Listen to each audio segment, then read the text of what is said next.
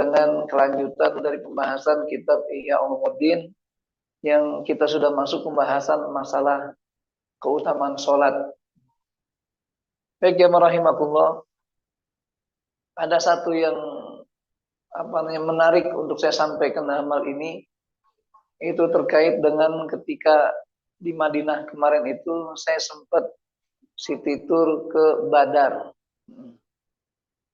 Jadi dalam benak pikiran kita ketika terjadi perang Badar kedua, di mana orang-orang kafir Quraisy membawa kurang lebih 1.000 pasukan dari kota Mekah menuju Madinah, maka atas nasib Rasulullah harus dijegat di tengah jalan. Artinya jangan sampai masuk kota Madinah. Dalam benak saya kira dijegat itu paling 10-20 kilo. Ternyata jarak kota Badar dari Masjid Nabawi itu 156 kilo. Ya, 156 kilometer. Dan itu isinya, suasana dan lokasinya itu semuanya bukit batu. Belum ada jalan tol. Belum ada jalan lintas. Nah, saya ke sana aja pakai bus dengan jalan yang lancar aja 2 jam. Makanya wajar saja kalau Nabi sampai 3 hari, ada yang bilang 2 hari setengah. Nah, kenapa? Karena perjalanan 156 kilo. Dari Masjid Nabawi, setelah berjalan 100 kilo, baru ada sumber air. Nah, sumber air itu memang di Badar ada 3. Tapi yang tetap mengalir sampai sekarang, itu awalnya sumber air tersebut semuanya beracun. Sehingga tetap tidak berubah, karena binatang, kemudian manusia enggak ada yang minum. Jadi airnya utuh, enggak ada yang ngambil. Akhirnya apa? Nabi ke situ dengan para sahabat dengan kurang lebih 313 orang bersama pasukan perang Badar itu. Akhirnya diludahinlah oleh Nabi dengan ludah yang mulia. Sehingga air sumur tersebut itu yang tadinya beracun justru jadi obat. Ya, jadi obat.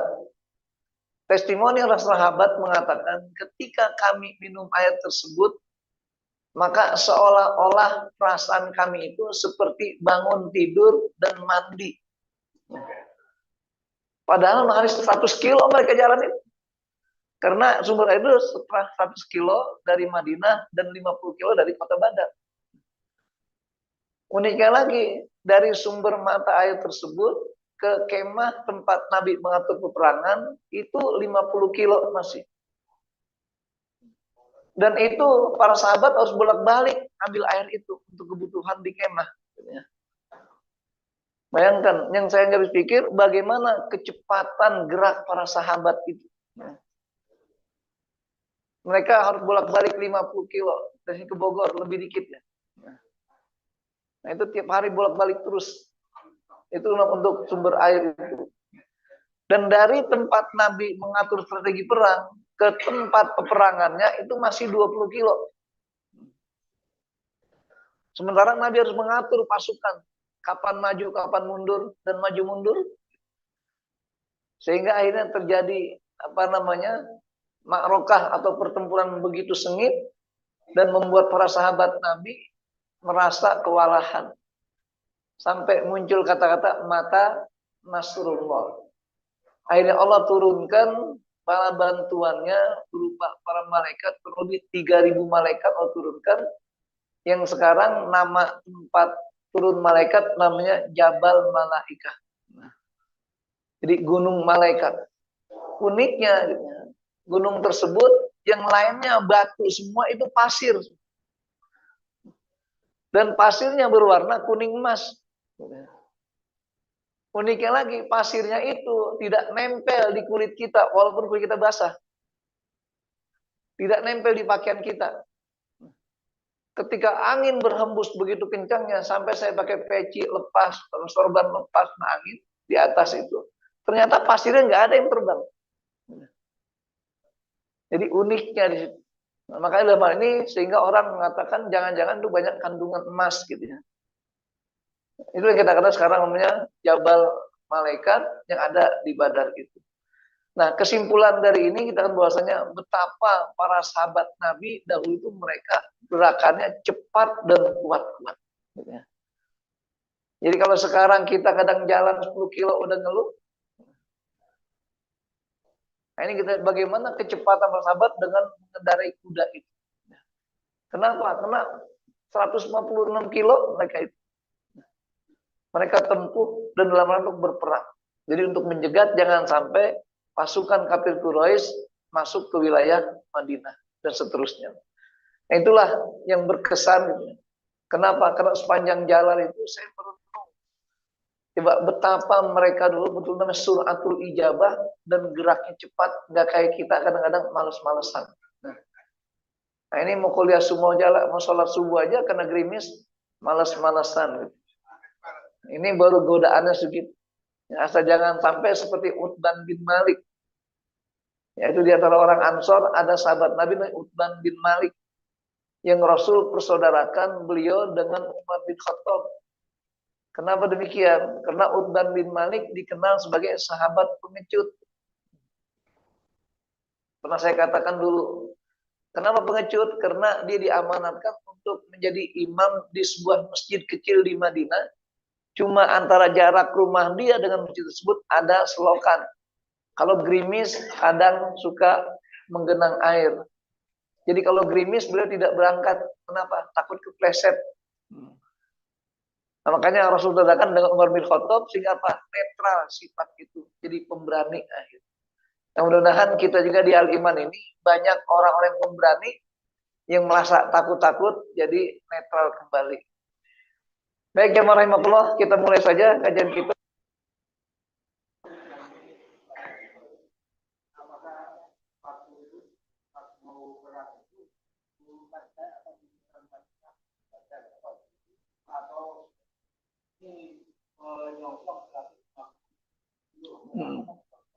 Ya, baik. Jadi memang dalam strategi perang itu selalu ketika Nabi Muhammad SAW dengan pasukan beliau itu salah satu strateginya kalau kita mau diserang sama orang jangan kita diam di rumah kita. Jadi strateginya menyongsong, menyambut.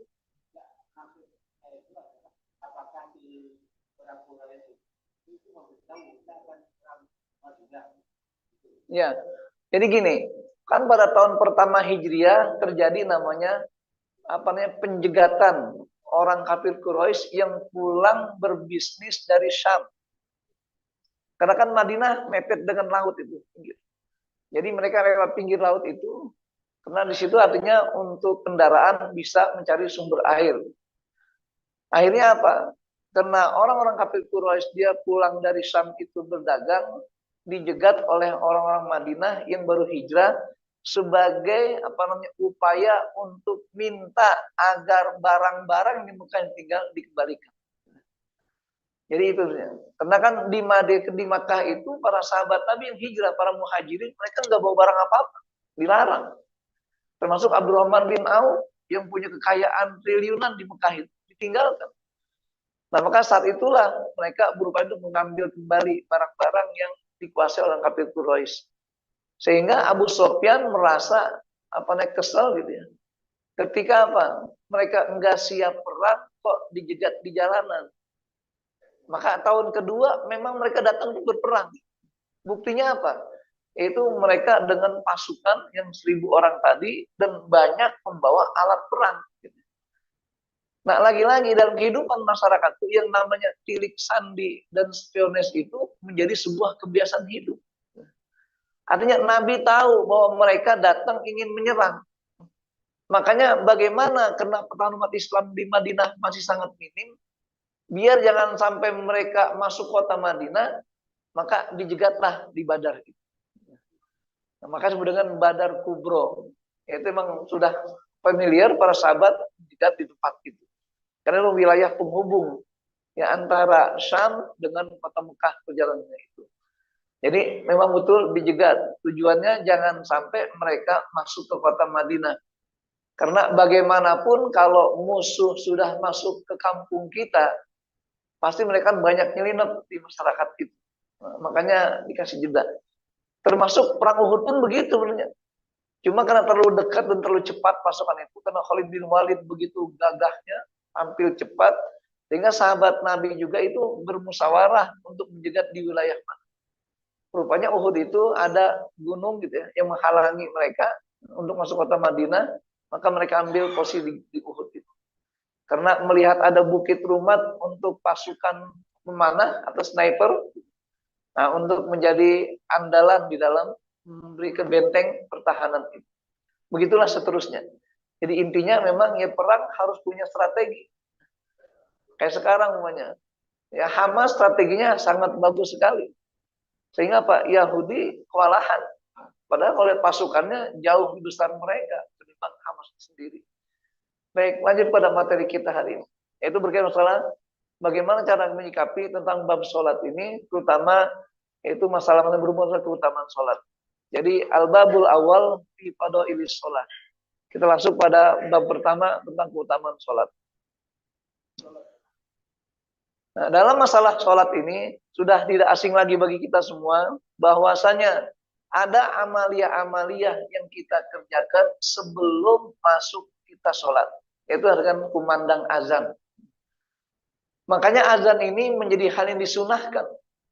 Bahkan Nabi SAW pernah mengatakan, qala sallallahu alaihi wasallam, salah satu yaumal qiyamah ala kathibin min miskin aswad la yahuluhum hisabun wa la yanaluhum faza'un hatta yafruga mimma bainan nas. Kata Nabi SAW, ada 3 hal yang di hari kiamat nanti mereka akan mendapat seperti bukit-bukit tumpukan misik aswad. Jadi kesturi hitam, ya sejenis seperti hajar aswad. Karena itu bahwasanya hajar aswad itu memang aslinya diambil dari batu. Jadi bukan dari kembang ataupun bunga-bunga minyak wangi. Jadi batu-batu di Madinah memang banyak yang melahirkan apa namanya? Ya istilahnya kandungan parfum minyak wangi di situ. Nah ini dikatakan. Jadi rupanya kata Rasulullah ada 3 hal di hari kiamat nanti mereka akan mendapatkan namanya kasibun min miskin aswad.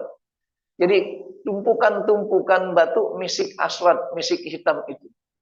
La yahuluhum hisabun. Mereka enggak takut lagi dengan hisab di akhirat nanti. Artinya hidup itu tenang. Wala yanaluhum fadaun, dan mereka pun tidak mendapatkan rasa gelisah dalam akhirat nanti. Artinya orang tersebut dijamin oleh Allah Ta'ala dengan kehidupan yang tentram, nyaman, harum, dan seterusnya. Orang kalau hidupnya wangi terus seger nggak? Seger. Apalagi bapak pulang ke rumah wangi, Bu. Nah, gitu. Begitu pula seorang ibu bangun tidur suaminya wangi. Itu kenapa? Gambar kesegaran. Gitu. Makanya walaupun kaya, kalau hidup seger enak. Ya kan? Walaupun kaya raya, tapi hidupnya seger dulu, enak. Makanya lihat, kehidupan orang-orang yang memang punya segala sesuatunya. Menampakkan kesegaran, rumahnya bersih, harum, istrinya bersih, harum, juga begitu. Jadi begitu makanya jangan dikubur sebelum dia mati. Nah, maka dikatakan layanahum fazaun hatta yafruga mimma bainan nas. Sampai Allah Ta'ala menghisap semua manusia, orang tersebut tetap tenang-tenang saja. Gitu ya. Kenapa? Ini 3 orang kata Rasulullah yang menjadi jaminan oleh Allah Ta'ala di akhirat. Yang pertama, rajulun qara al-Qur'an ibtigha wajhillahi azza wa jalla wa amma biqaumin wa hum biradun. Jadi seorang laki-laki atau seorang yang punya kepandaian membaca Al-Quran dan dia mengimami kaumnya sehingga kaumnya ridho dengan bacaan.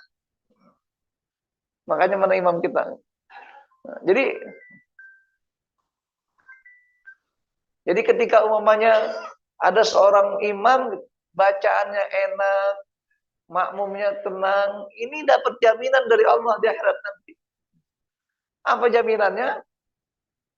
yaitulah akan mendapatkan tumpukan-tumpukan kesturi aswad atau hajar aswad di akhirat nanti. Hidupnya wangi terus, seger terus. Makanya kenapa imam itu harus baik bacaannya? Biar makmumnya tidak jadi PR, koreksi dulu. Ini kadang-kadang mohon maaf, dulu kan ada masjid-masjid tradisional gitu. Masjid-masjid keluarga. Ini kadang-kadang masjid milik dia, yang imam dia, yang azan dia, yang jadi makmum imam dia. Akhirnya apa? Udah bacaan yang gak benar gitu ya. Kemudian juga nafasnya segan jadi imam. Nah, maka makmumnya jadi tidak tenang. Nggak ada jaminan berarti. Makanya dikatakan di sini rajulun yang pertama itu qara'al Qur'ana ibtiqa wajhillah azza wa jalla wa amma qaumun wa hum bihi radun. Jadi dia itu mengimami satu kaumnya dan kaumnya rela dengan bacaan tersebut. Kenapa? Karena dia itu bacaannya enak dan membuat orang jadi tenang. Yang kedua, warajulun azana fi masjidin wada'a ila Allah azza wa jalla ibtigha wajhillah. Seorang yang mengumandangkan azan di satu masjid dengan harapan mengajak orang-orang untuk zikrullah, untuk sholat. Makanya kita lihat salah satu keistimewaan muadzin ini, itu Allah akan berikan balasan kepadanya sepanjang suaranya. Ya, itu akan ditinggikan panjang suaranya itu. Nah, kenapa demikian? Karena kalau azan itu jangan seperti orang komat. Azan harus pakai suara yang panjang. Nah, manggil namanya. Ini azan. Allahu Akbar. Allahu Akbar. Asyhadu an la ilaha. Itu komat namanya. Jadi harus panjang. Nah, itulah azan. Maka dipilih. Kenapa dulu zaman Rasulullah ada seorang sahabat namanya Bilal. Karena rupanya Bilal itu memiliki ciri khas suaranya panjang dan enak didengar. Jangan juga suara lagi serak-serak basah muazin. Nanti bahasa beneran. Itu yang kedua. Jadi mereka yang azan untuk manggil orang agar kita pada Allah, beribadah pada Allah SWT, tujuannya apa? Ibtigha'a wajhillah. Semuanya ikhlas karena Allah. Dan yang ketiga, warajulun ubutuliya birrizqi fid dunya falam yusagilu dalika min amaril akhirah. Jadi seseorang yang diuji dengan kekayaan yang begitu rupa, tetapi tidak membuat dia sibuk dan lupa dengan zikr salat tepat waktu berjalan Allah SWT itu. Nah, kenapa hadis sampaikan dalam masalah bab salat, karena kita dari tiga hal ini semuanya berhubungan dengan bagaimana cara kita melaksanakan ibadah sholat. Pertama, di awal waktunya. Kedua, tidak melengahkan tanggung jawab sholat itu. Sehingga dikatakan panggilan atau tanda masuk waktu sholat itu sebagai peringatan bagi kita umat Islam ini sudah datang waktu sholat. Makanya bagaimanapun kondisi kehidupan kita, ketika saat dalam waktu sholat, azanlah di situ. Nanti kita lihat pada slide berikutnya. Bagaimana ketika seorang yang sholat di lapangan sendirian dalam perjalanan, tapi dikumandangkan azan juga. Nah, ini satu keistimewaan bagi orang tersebut apa? Dia yakin ada keistimewaan khusus dalam azan ini. Dan ia adalah salah satu yang akan mendapatkan balasan bukit misik hitam yang dapat membuatnya tidak ada rasa takut dan khawatir dengan hisab di akhirat. Jadi kalau kita selalu berdoa, Allahumma gimana? Inna nas'aluka salamatan fid din wa afiatan fil jasad wa ziyadatan fil ilmi wa barakatan fil rizqi wa taubatan qoblal maut wa rahmatan indal maut wa maghfiratan ba'dal maut. Allahumma hawin alaina fi sakarun wan najata minan nar wal afwa indal hisab. Jadi kita berharap bagaimana mendapatkan kemaafan dari hisab itu. Karena kata Aisyah apa? Al-hisab huwal azab. Jadi hisab itu azab, sudah hakikat. Kenapa azab? Karena menghalangi kita untuk cepat masuk surga. Makanya Nabi pernah mengatakan ketika ditunjuklah Rasul oleh Allah SWT pada Rasulullah tentang siapa yang banyak menghuni neraka, ternyata yang paling banyak adalah perempuan. Padahal jamaah majlis taklim saya itu kebanyakan kelompok perempuan. Artinya perempuan banyak. Tapi kenapa kok lebih banyak di neraka? Karena ada dua hal yang mereka luput dalam menjaganya. Pertama, menjaga mulut. Kedua, menjaga masa haid dan nifasnya. Maka laki-laki ini nggak ada kata nifas, nggak ada kata haid. Sehingga nggak pernah diuji dengan hal ini. Tapi kalau perempuan gara-gara haid dan nifas, suka salah menyikapi. Di antaranya, dia tidak paham betul bagaimana memahami kondisi darahnya yang keluar. Kadang-kadang kalau udah mulai banyak menggunakan atau minum pil-pil KB macam-macam gitu, untuk menahan haid sebagainya, efeknya apa dan dampaknya? Nggak teratur haid. Yang semestinya masih pada masa-masa hari haid sudah kering. Yang mestinya sudah selesai tapi masih ada bercak macam-macam gitu. Nah, ini apa? Membuat ragu wanita itu. Padahal prinsipnya seorang wanita kalau dia masuk di masa suci tidak sholat hukumnya dosa. Dan kalau dia di dalam keadaan masa haid dia sholat juga haram bagi dosa juga. Maka itu kita katakan harus pandai betul. Maka betul-betul harus memahami bagaimana siklus darah haid dan juga nifasnya itu. Yang kedua, menjaga mulutnya. Makanya ada kata-kata bisik-bisik tetangga. Jadi perempuan itu kalau bertemu 2-3 orang dan ngomongin orang gak enak. Ini sudah tabiatnya, maka menjaga mulut itu. Nah, sementara laki-laki itu kadang-kadang diam aja, mikirin ini mau dapat apa hari ini, nyari sana kemari. Nah, berikutnya, karena pada azan tidak ada sifat ria. Kenapa Allah berikan keistimewaan? Karena azan itu nggak ada sifat ria, maka termasuk tadi. Ketika orang itu atau diberikan ujian berupa harta, kenapa tetap sholat? Karena tidak terlena dengan ujian. Kata apa? Ya ayyuhalladzina amanu la tulhikum amwalukum wala auladukum an dzikrillah. Karena 3 ini artinya orang yang betul-betul komitmen dengan sholat di awal waktu. Komitmen dengan berjamaah di tempat-tempat sholat, itu di masjid. Sementara mereka yang sholatnya seenaknya, semau maunya, ini nggak masuk kategori ini. Jadi 3 jaminan dari Allah SWT pada 3 golongan ini. Nah, karena tujuan adalah untuk memanggil dan mengajak agar manusia segera ingat pada Allah SWT. Makanya kita bersyukur ketika masih ada suara-suara muadzin yang berkumandang di lingkungan kita. Bahkan sudah tidak asing lagi ketika waktu subuh begini, itu azan setiap 2 meter terdengar.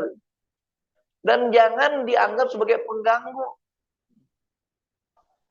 Nah, karena ada RT itu yang datang ke masjid mengatakan, kalau azan subuh, coba suaranya dikecilkan. Nah, justru orang bangun subuh lagi bagus gitu ya. Dianggap mengganggu orang tidur. Padahal sudah subuh, sudah fajar, sudah siang, harus bangun. Kalau dia terganggu dengan azan, maka ayam duluan yang bangun. Akhirnya rezekinya dipatok ayam. Jadi itu bagaimana kok masih ada orang seperti itu. Nah, padahal dia sendiri orang muslim.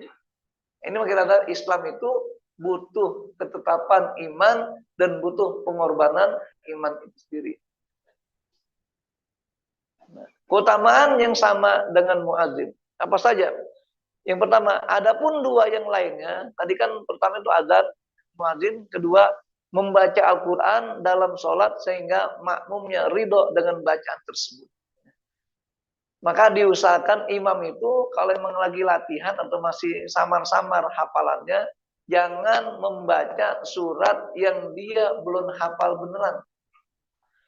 Kenapa? Nyasarmu. Nanti mau selesai baca Al-Kafirun gak selesai. Wala ana wala antum, wala ana wala antum, wala dolin, amin lagi akhirnya. Apalagi kadang-kadang beberapa surat itu ada yang akhir-akhir ayatnya mirip-mirip. Terutama dalam surat-surat tengah juz 10, juz 9 itu banyak mirip-mirip. Kenapa? Makanya untuk ngapal 2 juz ini kalau tidak mungkin betul, suka nyasar. Nah itu kita katakan bagaimana ketika seorang imam tadi di samping bacaannya enak dan juga tulus karena Allah, sehingga apa? Betul-betul keluar dari hatinya bacaan tersebut. Yang ketiga, orang yang diuji dengan kekayaan dunia namun tidak membuatnya lupa dengan amal akhirat. Kenapa? Karena dalam konteks sholat, amal akhirat adalah yang mencermin kita segera untuk ibadah sholat di awal waktu. Karena Nabi pernah tanya, ya Rasulullah, ayul a'mali afdol. Amal apa yang paling utama? As-sholatu ala awali waktiha. Sholat di awal waktu. Kecuali nanti ada sholat yang namanya atamah, yaitu sholat isya. Sholat isya itu di akhir-akhir Rasul hidup, itu beliau sering mengakhirkan. Kenapa? Karena menyambung dengan sholat malamnya. Itu pun tetap komitmen harus berjamaah. Kalau kita mengakhirkan sholat isya, bukan kena berjamaah. Kenapa? Karena emang males. Nah itu salahnya. Jadi sahabat Nabi udah paham. Kalau ketika Nabi di masjid ditunggu, kemudian jam 7 malam gitu, kok Rasul gak datang? Sahabat langsung pulang. Berarti Rasul sholat isyanya di penghujung malam tersebut. Atau sepertiga malam awal itu. Itulah kita katakan yang namanya atab.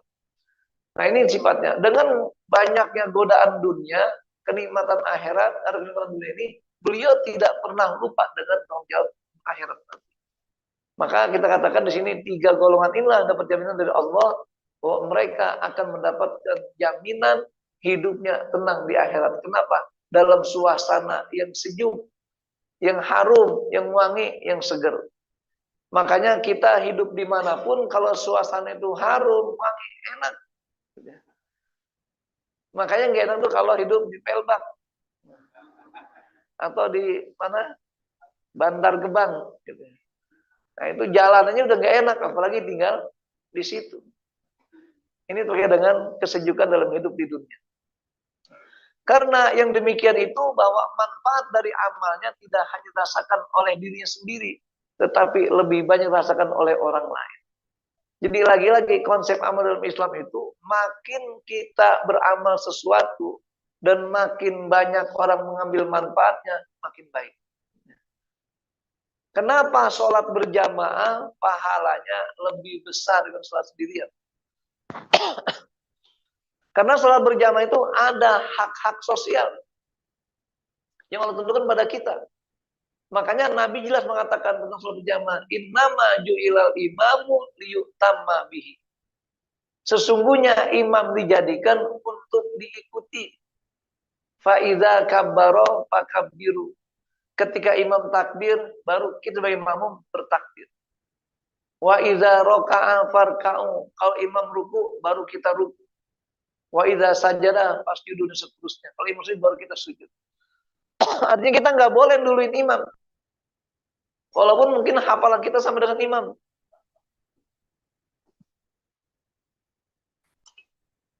Yang kadang ada jamaah atau makmum gitu. Pokoknya dia ingin lebih dulu dalam berbuat baik. Itu filosofinya. Pokoknya saya ingin lebih dulu berbuat baik.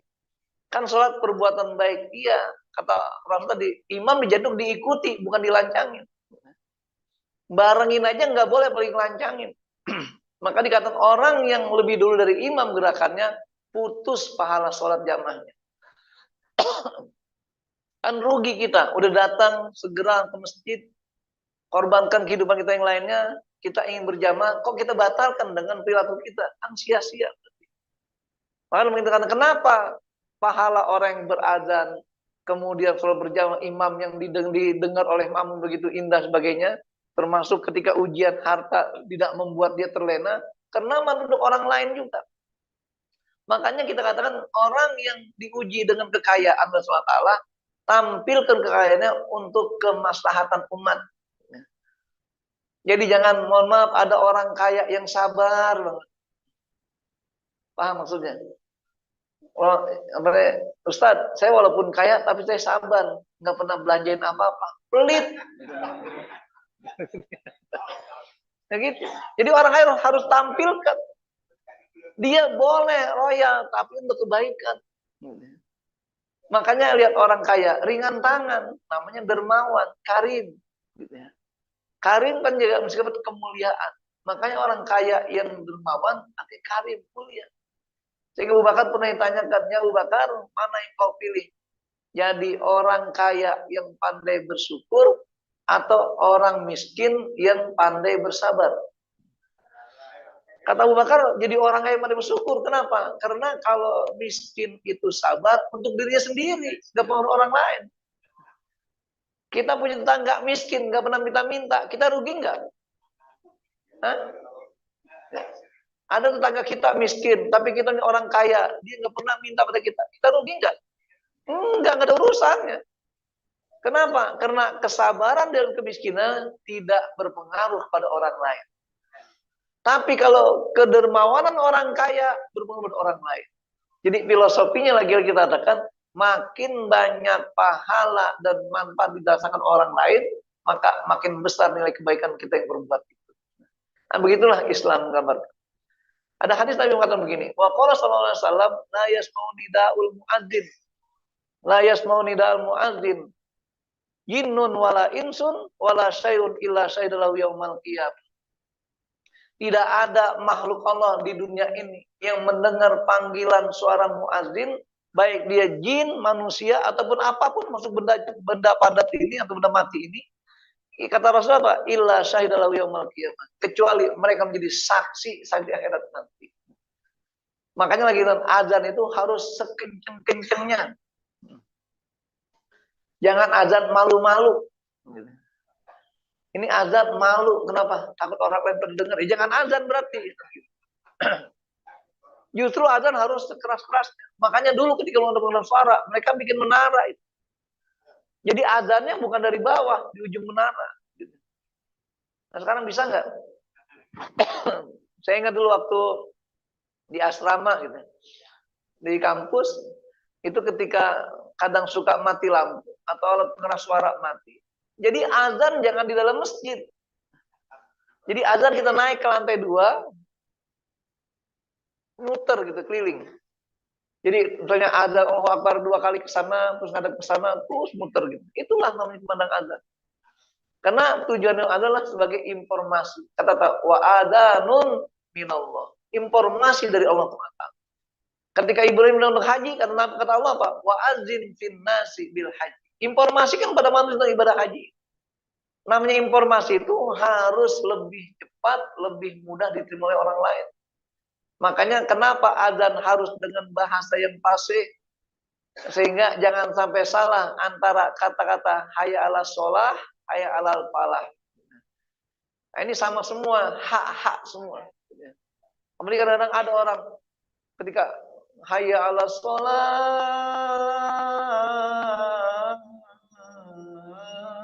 Allahu Akbar, balik lagi. Balik lagi. Kenapa? Dia lupa ini suara Allah atau suara hayya 'alas shalah. Hayya 'alas shalah gitu. Jadi intinya harus jelas hurufnya. Maka makhraj huruf dipilih yang baik untuk azan. Jadi lagi katakan di sini karena muadzin itu akan disaksikan semua makhluk Allah Taala dengan kumandang azan seorang muadzin. Kemudian illa fil hayalataini fa inna yaqulu bihima. Nah, kecuali ketika dia membaca 2 hayat atau ayat falah ini, maka apa yang didengar oleh muadzin oleh orang ketika mendengar azan itu dikatakan fa yaqulu bihima la haula wala quwata illa billah. Wa fi qouli qad qamatis shalah, dia jawab aqama Allahu adamaha pada samatul ard. Wa fi taswib itu kata apa namanya persubuh. As-salatu khairun minan naum, maka dibaca sholata wa barata wa nasah, rawahul Bukhari. Jadi tujuannya apa? Agar kita betul-betul menjawab apa nih panggilan muazin itu. Karena hakikatnya apa? Ya ayyuhalladzina amanu stajibu lil rasul idza da'akum lima yuhyi. Jadi panggilan Rasulnya itu merefresh diri kita. Jadi jiwa yang selama ini mati, kemudian malas, kemudian tidak tumbuh begitu besar, dengan kumandang azan kita support diri kita. Makanya segera, lagi ngapain dengar azan, tinggalkan pekerjaan itu. Bahkan sebagai etika kita kalau mendengar azan, lagi ngajar pun berhenti dulu. Dengarkan kemana azan. Kenapa? Sunnah menjawab panggilan azan tersebut. Nah, maka dikatakan di sini, inilah di dalam komen azan ini sebagai bukti adanya muamalat yang jelas dalam azan. Kenapa? Terjadi saling menjawab atau saling mendengarkan kumandang tersebut.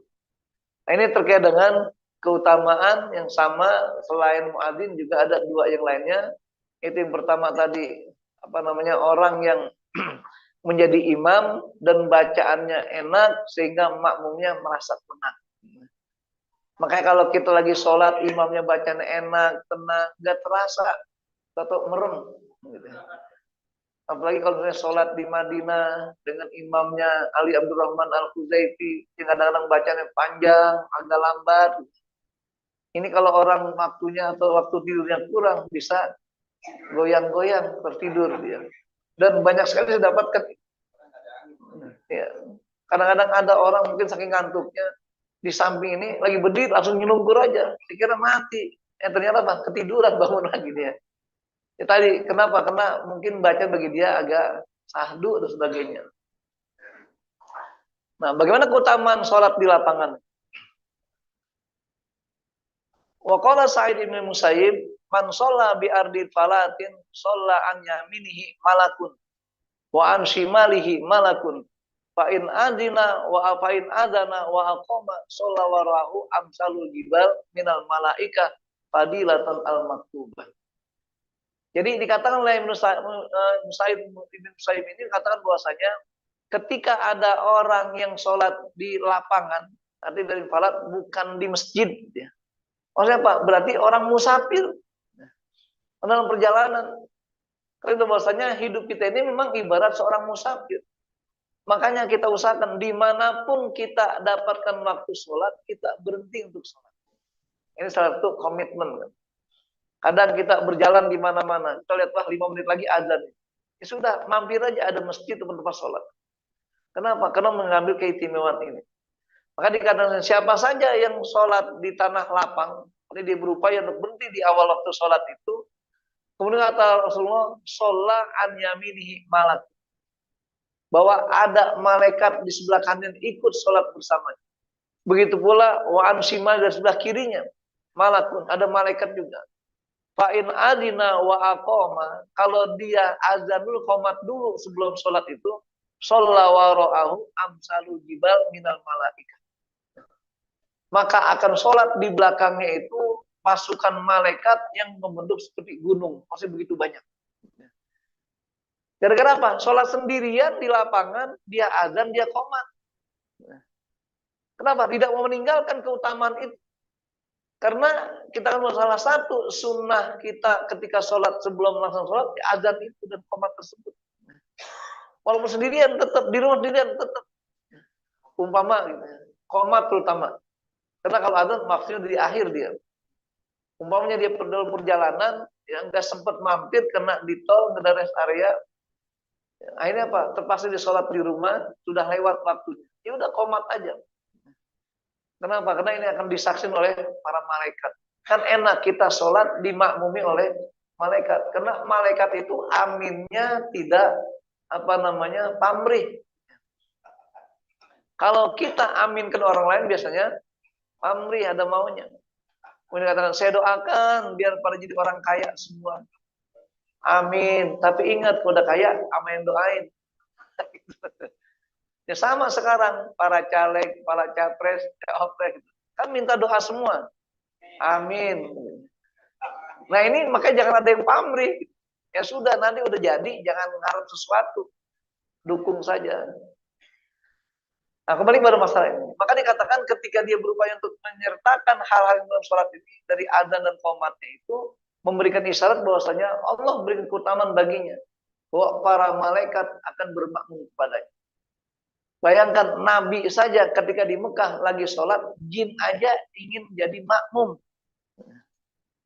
Makanya sana ada masjid jin. Sebelah masjid jin itu mungkin sekitar ada ya 20 meter lah gitu ya. itu ada namanya Masjid Syajarah. Maksudnya masjid pohon. Kenapa? Karena jin ketika ingin menjadi makmum bagi Rasulullah, dia tantang lu Rasul. Apa tantangannya? Ya Muhammad, kalau memang engkau itu adalah seorang Rasul, coba pindahkan pohon itu ke sini. Tuh, karena kalau udah mengapanya berhubungan dengan kekuatan gaib begitu. Jadi ukurannya mampukah memindahkan sesuatu yang di luar nalar akal manusia. Ternyata apa? Berkat doa Rasulullah SAW, pohon itu pindah. Makanya jin mengakui Nabi Muhammad sebagai utusan Allah dan minta agar menjadi imam dalam sholatnya gitu. Maka dibangunlah masjid Syajarah kecil gitu ya, sebagai tanda aja, tunggu saja. Cuman saya ngejamah rahimakumullah lagi-lagi ya sebagai kabar berita tidak baik di Arab Saudi itu. Kenapa? Karena situs-situs sejarah perjuangan Nabi mulai lenyap. Yang tahun lalu saya sampaikan, karena saya setiap ke Mekah itu selalu hadir di majelis Said Ahmad bin Muhammad Al-Abbas Al-Maliki. Kemarin pun saya hadir di sana juga. Pokoknya tahun lalu ketika saya hadir, kata beliau apa? Salah satu isyarat tanda di Arab Saudi ini, bahwa bukti sejarah cuma dikasih batu saja. Sehingga kalau orang nggak paham, nggak ngerti. Akhirnya Pak ditunjukkan, contoh, dia bertanya pada jamaah sekalian. Siapa yang tahu di mana posisi rumah Ummu Hani di saat Nabi di Isra Mi'rajkan diangkat rumah Hani itu? Karena jarak dari sumur Zamzam ke rumah Hani itu kurang lebih 75 meter. Nah, tahun lalu masih ada itu. Kalau Bapak Ibu lewat pintu Malik Fahad dari hotel Darut Tauhid ini ya, pas lurusannya itu sebelah kiri ada tiang coklat begini, itu nggak nempel ke atapnya. Itulah rumah Ummu Hani dulu. Ternyata kemarin udah hilang, udah nggak ada. Saya puterin cari di mana kemarin di sini posisinya, udah tertutup semuanya, udah hilang. Itu di Mekah. Yang kedua di Madinah, ada tempat bersejarah di Madinah itu. Itulah ketika Nabi wafat terjadi pemilihan khalifah. Itu penetapan Abu Bakar Khalifah di mana? Di sebuah rumah namanya rumah Sakifah Bani Sa'idah. Dan beberapa tahun sebelum ini dipelihara bentuk taman, kayak Taman Al-Iman gini. Artinya ada air mancurnya, ada pohon korma. Itu teman-teman yang kuliah di Madinah, kalau ujian mereka belajar di situ. Karena lebih tenang, ada pohon-pohon rindang. Gitu. Kemarin digusur sudah. Dilatakan kayak taman pelataran begini aja. Dan sekarang di Madinah juga yang namanya turis bule udah keliaran. Nah ini bukti, saya udah 2 kali bertemu kan. Kemarin terakhir itu ketika kita dari Masjid Nabawi itu naik semacam yang mobil kecil itu, kayak mobil golf gitu. Nah itu yang mengantar kita 20 rial dari Masjid Nabawi ke Kuba, Masjid Kuba. Jadi biar dapat pahala umroh. Akhirnya apa? Hanya ada 2 tingkat itu mobilnya. Di atas seperti turis bule. Kita jadi campur orang itu. Dan sepanjang jalan dari Masjid Nabawi ke Masjid Kuba itu kiri kanan kafe semua. Sudah banyak orang pada nyisa di sana. Tahu nyisa? Itu yang rokok panjang yang pakai selang itu. Nah, sisa. Ini yang terjadi. Kenapa? Karena target pemerintah Saudi saat ini bagaimana membuat negara Saudi itu menjadi negara metropolitan. Bahkan tahun 2030 kata MBS Saudi akan menjadi Eropanya Timur Tengah. Itu. Makanya sangat betul-betul mengkhawatirkan. Ketika kami ke Taif juga begitu, naik kereta gantung itu kita gantian aja sama turis, jadi udah mereka biasa yang pakai celana pendek begini, rambut bule pada foto-foto. Coba orang umroh diseluruhkan hal itu. Inilah kondisi, makanya ya segeralah berkunjung sebelum tahun 2030 ini. Tinggal ya 6 tahun lagi lah kurang lebih. Sekarang udah nggak bisa lagi. Jadi semuanya bisa masuk. Makanya kenapa mereka bangun di daerah Tabuk itu ada namanya Madain Soleh dulu. Sekarang dirubah nama kotanya, namanya Madinah Ula. Untuk menghilangkan kesan itu Madain Soleh. Begitu caranya. Kenapa menghilangkan kesan? Karena kalau masih terkesan Madain Soleh, Nabi melarang sahabat untuk lama-lama lewat situ. Kenapa? Itu tempat aktivitasnya jin. Karena kampung terlaknat, negeri terlaknat Allah SWT. Itu kaum Nabi Soleh di situ. Sekarang dibuat kolam renang terbesar. Jadi para turis yang pakai pakaian Yuken Keteki itu bisa di situ. Itulah yang terjadi. Makanya kita khawatir. Jadi wajar saja kalau selama ini kan negara yang didoakan oleh Rasulullah selain kota di negara itu cuma 2 negara, Syam dan Yaman saja. Saudi nggak masuk dalam doa itu. Makanya nanti tinggal umat Islam mampukah menjaga kemuliaan 2 kota suci Haramain itu. Bahkan prediksinya ketika nanti Palestina itu merdeka dan menjadi negara teraman di dunia seperti tahun 1940-an dulu, keindahannya Palestina itu, maka Saudi di sekitarnya justru sedang hancur-hancur. Ini makanya dalam hal ini song-songlah dengan doa dan upaya kita, karena sudah menjadi komitmen. Jadi komitmen raja sekarang atau perdana menteri sekarang ini bagaimana merubah itu semua. Makanya ketika mereka untuk memutus hubungan dengan Israel sulit, karena yang bangun itulah orang-orang Israel, orang Yahudi. Begitu seterusnya yang terjadi, makanya yang kita khawatirkan ini kita alami ketika kita masih hidup. Maka segeralah berkunjung ke sana biar kita nggak kehilangan situs tersebut. Ya, ya segera mati aja katanya. Dia nggak dapatkan akhir zaman. Baik, sedikit lagi. Keutamaan lain azan pada waktu sholat fardu adalah sebagai isyarat tentang pentingnya pada sholat fardu pada awal waktunya. Inna Allah dengan firman-Nya dikatakan inna sholata kanat alal mu'minina kitaban mawquta. Bahwa sholat itu tetapkan dengan aturan waktunya. Makanya jangan ngarang sendiri. Karena ketetapan waktu mutlak dari Allah SWT dengan fenomena yang diberi ajar Nabi Muhammad dengan waktu sholat itu. Makanya itu kan menyangkut pada pergeseran. Jadi perputaran antara bumi, bulan terhadap matahari, sehingga posisi matahari itu dan bumi ini bisa berubah-ubah. Makanya kapan waktu zuhur dimulai? Ketika matahari pada zawal, mulai minggir ke arah barat. Terus begitu. Kapan fajar terbit, kapan waktu asar datang sebagainya, itu dengan perbedaan waktu semuanya. Allah tetapkan itu. Adapun beda di kita 2 menit, 3 menit nggak jadi masalah. Tapi kadang-kadang ada orang patokannya pokoknya 10 menit dan kelebihan. Jadi pergeseran waktu itu. Maka kata Nabi SAW, inna sholat akan meminta kita mawquta wa qala sallallahu khamsu salawatin. Kata bahun Allah alal ibad faman jabihina falam yudayi minhuna syai'an istighfafan bihatihina karena lahu innallahi ahdun ayudkhilahu al jannah. Jadi barang siapa yang melaksanakan ibadah sesuai dengan waktu yang ditetapkan pada dia tanpa ada upaya untuk meremehkannya atau mengabaikannya, maka Allah akan catat dengannya ada perjanjian dari Allah untuk dimasukkan ke surganya nanti. Allah janji, Allah nggak akan mengingkari janji itu. Tapi sebaliknya, wa malam yati bihinna falaysa indallahi ahdun. Kalau dia nggak menerapkan hal itu, Allah nggak menaikkan janji dengan mereka itu. Artinya nggak ada jaminan. Sehingga kalau nggak ada jaminan kata Nabi apa? Insya anda bahu wa insya anda terhadap kehendak Allah saja. Ini kita katakan bagaimana ketika orang yang ketika komitmen dengan sholat awal waktu, apalagi sampai mendengar kumandang azan, makanya kenapa kok yang namanya sunat fajar itu adalah sholat sunnah dalam rangka menyongsong datangnya waktu fajar sodik. Dia sudah hidup saat itu. Makanya pahalanya khairun minad dunya wa ma fiha. Begitu besarnya.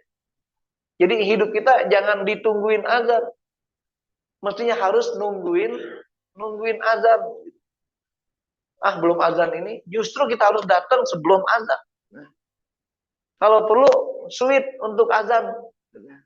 Makanya yang punya suara yang lumayan, siap-siap di dekat mikrofon sana.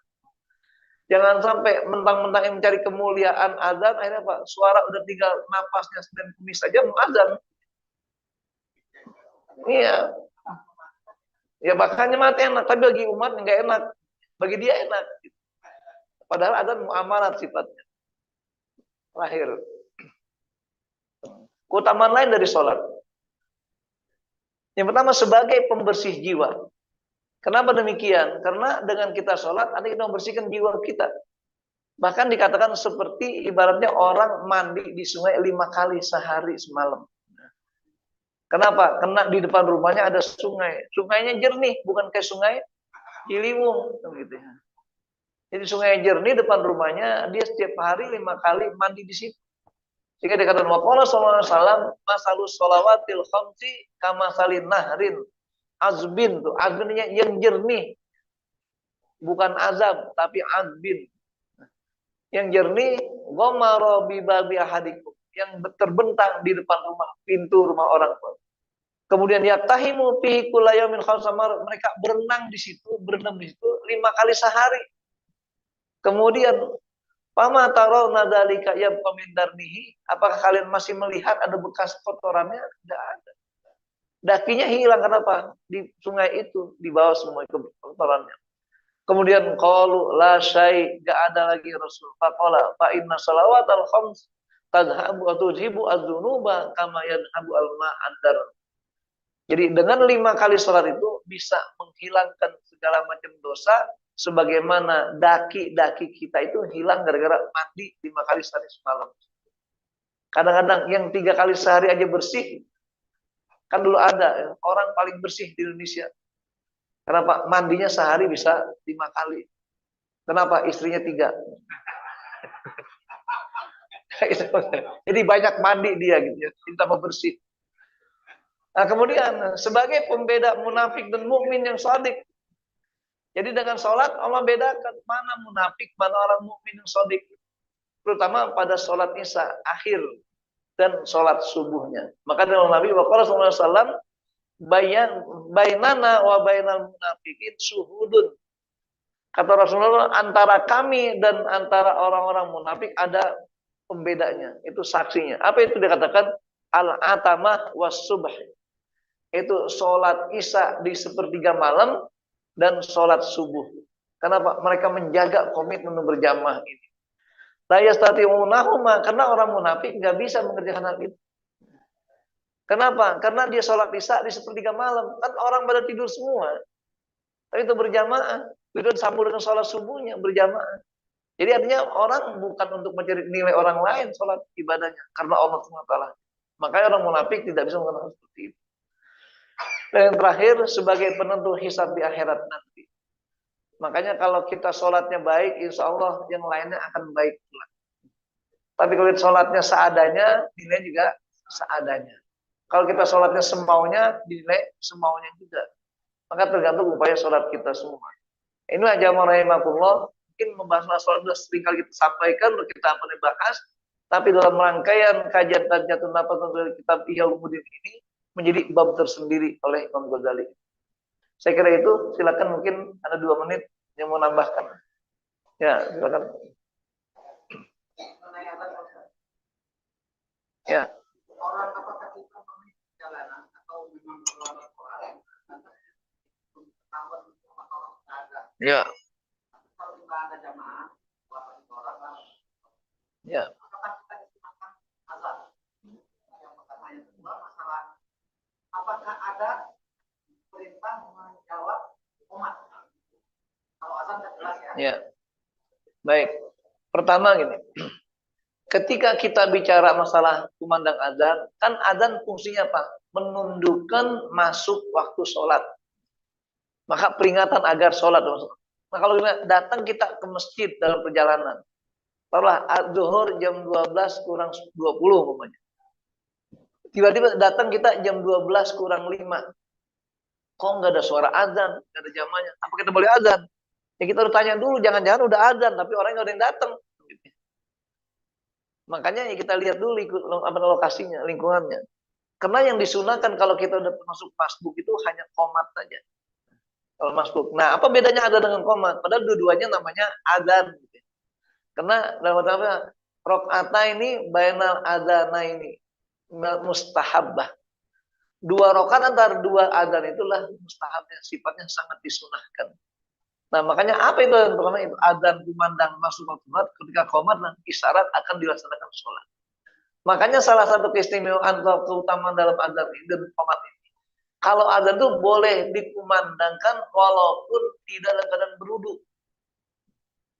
Ya kalau azan itu, umpamanya merbot gitu ya, udah masuk waktu sholat, dia lagi bersih-bersih gitu ya, lagi di jalan, dia langsung azan nggak apa-apa.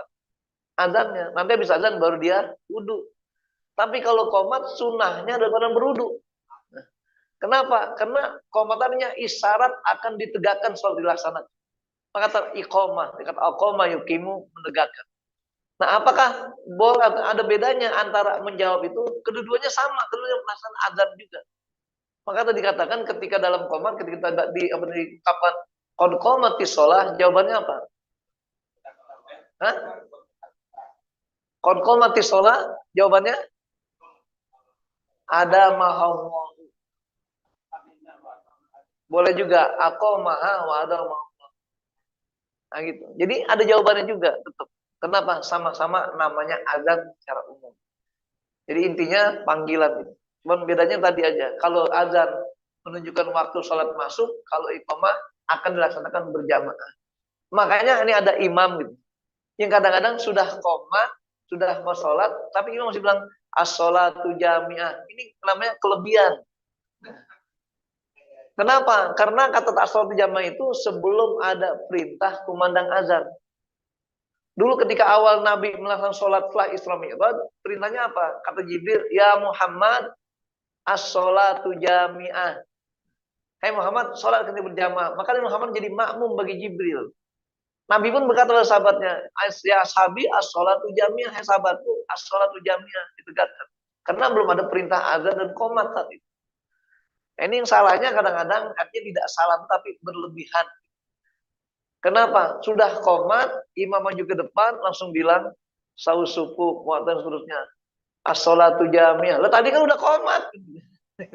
Udah melaksanakannya langsung. Jadi itu perbedaannya. Baik, silakan. Ada waktu sholat jamaah takdim jamaah itu kan kadang-kadang juga ada sama kan wajib juga melakukan. Apakah adanya harus keras atau gimana? Itu yang akan kita saja. Satu, jadi kalau mendengar azan berhentilah. Artinya waktu kita membaca Quran langsung berhenti, langsung tutup, tunggu sampai selesainya azan. Atau yang saya sekarang itu kadang-kadang terlalu saya sendiri itu adalah saya berhenti begitu menjawab langsung saya lanjutkan pekerjaan. Itu benar nggak? Ya, udah itu aja. Ya. Baik. Pertama berkaitan dengan masalah ketika orang maunya masuk masjid dengan 2 atau 3 pola jamaah yang berbeda. Lagi kita katakan, yang namanya azan itu dikumandangkan di saat awal waktu untuk menunjukkan sudah masuk waktu sholat. Makanya azan, informasi. Sementara tadi yang disunahkan dia azan dan qomat ketika di lapangan sendiri. Kenapa? Karena nggak ada orang lain. Sehingga apa? Ketika dia azan, maka malaikat datang ingin berjamaah bersamanya. Nah sekarang masuk masjid, mau sholat jamaah takdim atau jamaah takhir, artinya munfarid dari imam yang ada di sini. Jangan azan lagi, cukup qomat saja. Ya kan azan lah kalau nggak ada lagi jamaah yang lain.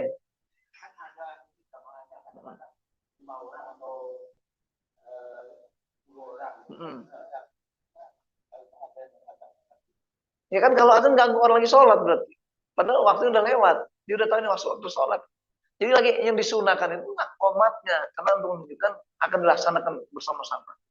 Jadi gitu. Makanya tadi kita katakan terkait dengan sholat tadi ini yang dikatakan di tempat ya, terbuka ini. Kata sholat di lapangan. Kenapa dikatakan ini? Karena sifatnya ketika dia memandang azan. Ini dikatakan faida azana atau azina wa aqoma. Kalau dia azan dan qomat. Kenapa? Karena fi ardil falak. Di ruang terbuka, di lapangan yang memang nggak ada kelompok orang suara di situ. Nah, tapi kalau di masjid udah jelas semuanya. Didatang sini orang baru azan mau sholat berjamaah. Imam lagi sholat. Kan nggak mungkin dia azan, kenapa? Mengganggu. Karena hari begini. Iza uqimatis sholat, fala sholata ilal maktubah. Sholatnya nggak boleh kecuali sholat fardu, apalagi azan. Harus diramu hadis itu rangkaiannya sehingga baru tahu kesimpulan hukumnya. Gitu.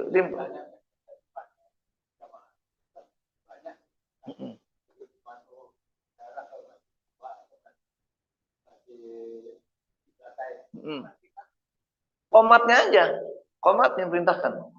Karena kamu menunjukkan kelompok dia akan sholat, bukan azan, jadi komat. Jadi makanya komat juga bermakna azan. Tadi kan kata tadi azana ini itu. Jadi bukan azannya perintah itu. Karena azan intinya untuk menunjukkan sudah datang masuk waktu sholat. Yang pertama. Yang kedua berkaitan dengan menjawab. Memang kita katakan bahwasanya dalam setiap amal itu membaca Quran sunnah, mendengar kumandang azan juga sunnah. Maka idza ta'arra baina sunnata ini antara dua sunnah, makanya diambil yang lebih dekat ahadnya. Kondisinya itu apa? Azan itu. Karena azannya waktunya kapan saat itu. Kalau baca Quran kapan aja waktunya. Makanya kita disunahkan berhenti baca Quran, dengerin kumandang azan, selesai baru kita lanjutkan. Ini sampai selesai, kan belum selesai. Maka kalau udah selesai, kita baca Allahumma rabba hadhihi da'wati tammah wassalatu seterusnya itu. Nah, baru kita lanjutkan baca Al-Quran. Sebagaimana ayat berhenti aja. Iya. Jadi nggak usah itu berhenti aja dengerin dulu. Loh, lebih sayang lagi kita nggak menjawab azan. Yang jawab kan emang itu cuma sekalimat doang. Tapi akhir mau dijawab. Jadi menjawab azan bukan pas Allahu Akbar, Allahu Akbar. Allahu Akbar. Nanti sampai panjang sampai la ilaha illallah. Azan juga namanya. Nggak mungkin kan langsung begitu. Maka tunggu aja. Insya Allah nggak rugi. Tambah pahala. Saya kira itu. Insya Allah kita lanjutkan lagi dalam kesempatan lain. Mudah-mudahan Allah beri manfaat pada kita semua. Allah tunjukkan kita kepada apa yang terbaik. Karena sebaik-baik kita sebagai umat Islam, mungkin untuk memiliki dasar syariat yang membantu kita untuk menambah pahala. Mari kita baca alhamdulillah. Alhamdulillahirabbil alamin. Subhanakallahumma wa bihamdika asyhadu an la ilaha illa anta astaghfiruka wa atubu ilaik. Wal afu minkum. Wassalamualaikum